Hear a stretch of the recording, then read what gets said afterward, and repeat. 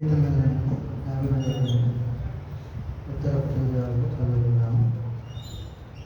సూర్యుడా, చేసిన కీడును బట్టి నీవెందుకు అతిశయపడుచున్నావు?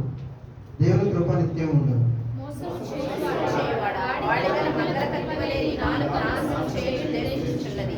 మేలు కంటే కీడు చేయుటయు, నీతి పలుకుట కంటే అబద్ధము చెప్పుటయు నీకు ఇష్టము.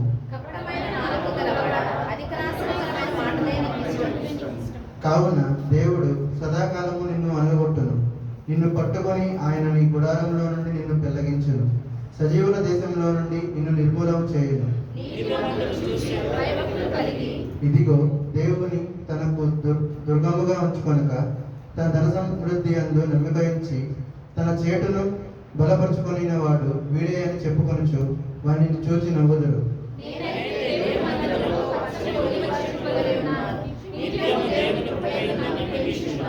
9వ వచనం అందరి కోసం చదువుకున్నాం. నీవు దాన్ని నెరవేర్చి కనుక నేను నిత్యము నిన్ను స్తుతించెదను. నీ నామము నీ భక్తుల దృష్టికి ఉత్తమమైనది. నేను దాన్ని స్మరించి కనిపెట్టుచున్నాను.